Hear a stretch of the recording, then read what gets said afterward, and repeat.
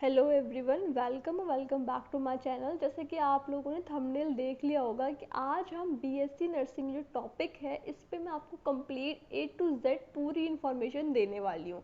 हम किस किस चीज़ों पे बात करने वाले हैं मैं आपको पहले ही बता देती हूँ कि बीएससी नर्सिंग कोर्स क्या है, कितने साल का ये होता है, इसे कौन कर सकता है, इसमें एडमिशन कैसे करके लें, इसकी फ़ीस कितनी होगी, कोर्स करने के बाद सैलरी क्या होगी, जॉब कहाँ पे लगती है। इन सारे क्वेश्चंस का मैं आंसर करने वाली हूँ और ये सारे क्वेश्चंस मुझे आप में से ही बहुत सारे लोगों ने पूछे थे, तो मैंने सोचा कि क्यों ना हम एक वीडियो में पूरा डिस्कस कर लें।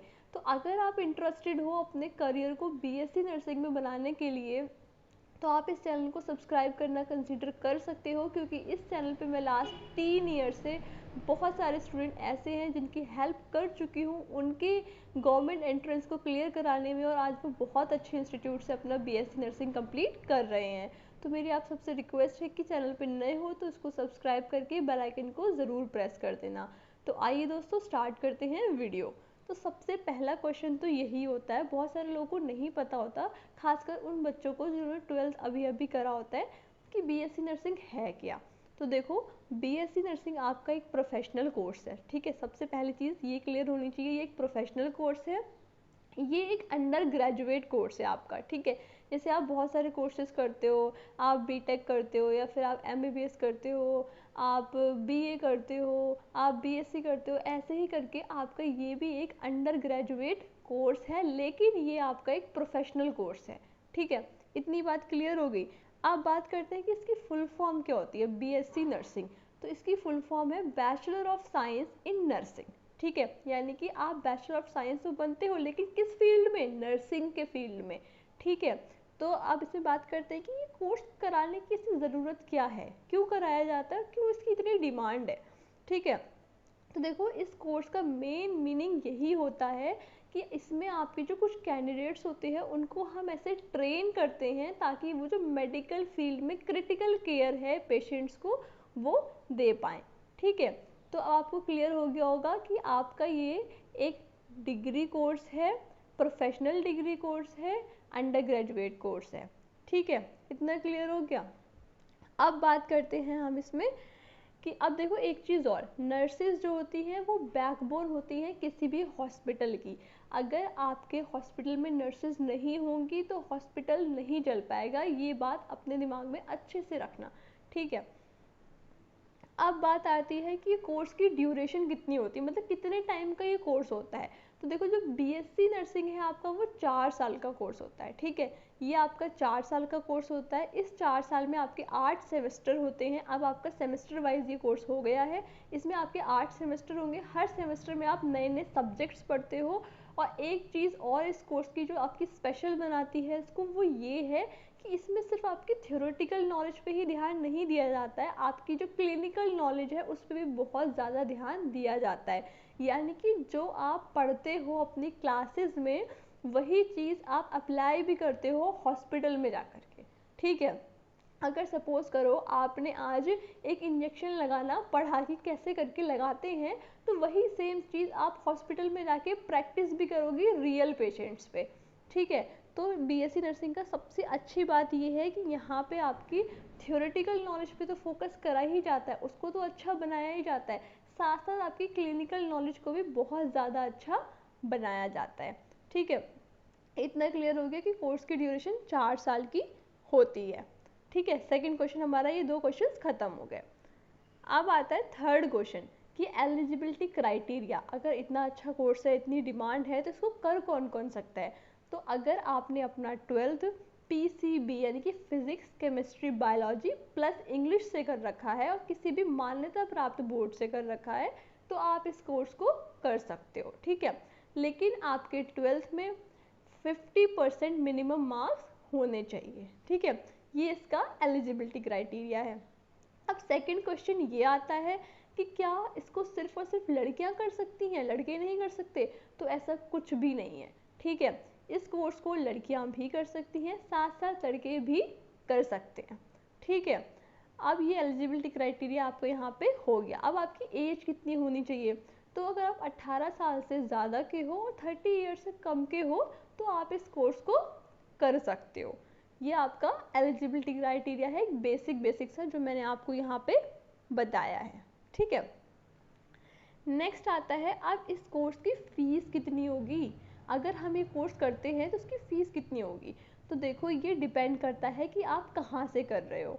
अगर आप इसे गवर्नमेंट इंस्टीट्यूट से कर रहे हो तो ऑब्वियसली आपकी फ़ीस बहुत कम हो जाती है, ठीक है। वहीं अगर आप किसी प्राइवेट कॉलेज से करते हो तो आपकी फ़ीस ज़्यादा होगी, ठीक है। अगर आप गवर्नमेंट कॉलेज से करते हो किसी भी, तो आपकी फ़ीस पूरे साल की 8,000 रुपये से हो सकती है स्टार्टिंग, ठीक है।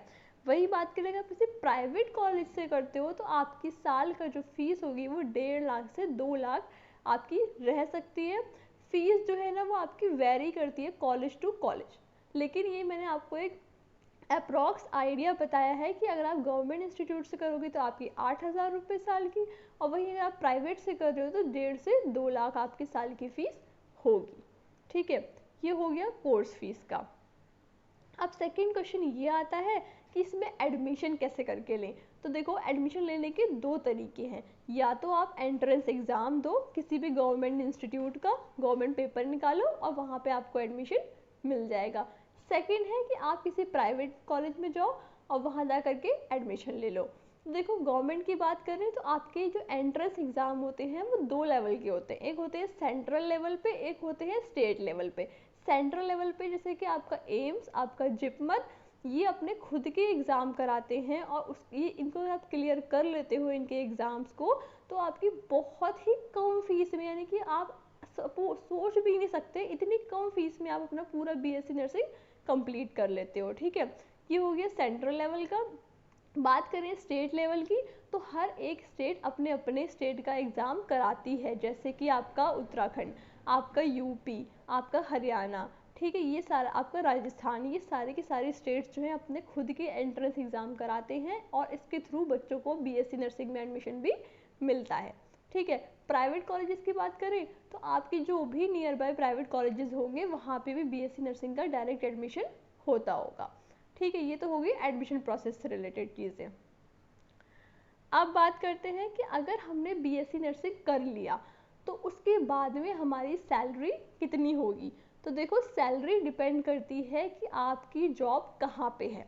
अगर आप किसी प्राइवेट सेक्टर में जॉब कर रहे हो एज अ नर्स, तो आपकी जो सैलरी होगी स्टार्टिंग सैलरी वो अप्रॉक्स 20 to 23,000 पर मंथ होती है, यानी कि 20 से 23,000 हर महीने की आपकी सैलरी रहती है प्राइवेट सेक्टर में, ठीक है।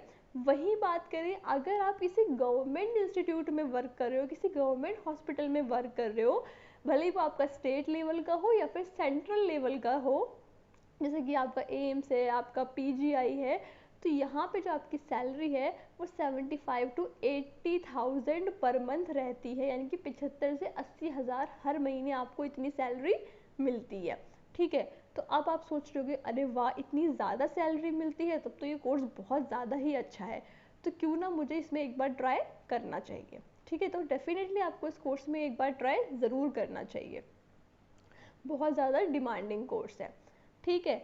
अब देखो एक चीज़ और आती है कि इसमें जो है आपका जो जॉब रोल क्या होगा, ठीक है, यानी कि आपको यहाँ पे कहाँ कहाँ पे जॉब करने को मिल सकती है, इसका स्कोप क्या है, क्योंकि आप कोई भी कोर्स करते हो तो आप उसका स्कोप देखते हो, यानी कि अब से लेके 10 साल बाद तक क्या उसका डिमांड रहेगी।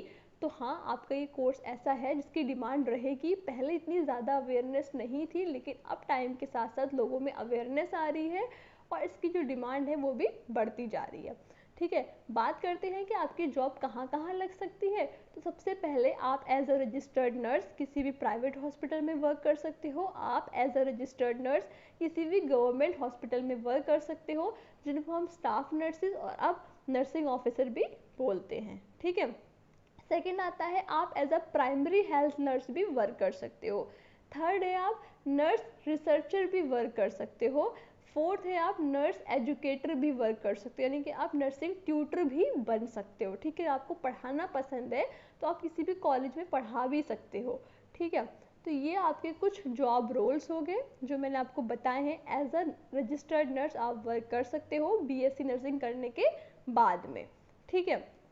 तो अगर आप इंटरेस्टेड हो नर्सिंग में अपना करियर बनाने के लिए और ये वीडियो आपको हेल्पफुल लगी है, आपके जो डाउट्स थे वो क्लियर हुए हैं, तो प्लीज़ मुझे कमेंट सेक्शन में ज़रूर बताना। और हाँ, अगर आपको ये वीडियो हेल्पफुल लगी हो तो कमेंट सेक्शन में आप हार्ट सेंड कर सकते हो, ठीक है। बाकी अगर आपका कोई डाउट है, कोई क्वेरी फिर भी रह जाती है, तो आप मुझसे पूछ लेना कमेंट सेक्शन में या फिर टेलीग्राम में, ठीक है। दोनों के लिंक यहाँ मैंने पिन कर रखे हैं। और अगर आप चाहते हो मैं ऐसे ही इंटरेस्टिंग और इन्फॉर्मेटिव वीडियोस आगे भी बनाती रहूं, तो प्लीज़ इस वीडियो को ज़्यादा से ज़्यादा लाइक करना और अपने दोस्तों के साथ में शेयर करना जिनको इस वीडियो की ज़रूरत हो, ठीक है। और हाँ, अगर आपने अब तक चैनल को सब्सक्राइब नहीं करा है तो किस बात का वेट कर रहे हो, इतनी सारी हेल्पफुल इन्फॉर्मेटिव वीडियोस आपको मिल रही हैं, तो प्लीज़ एक सब्सक्राइब का बटन दबाना तो बनता है, ठीक है। और हाँ, तब तक के लिए thanks and have a nice day.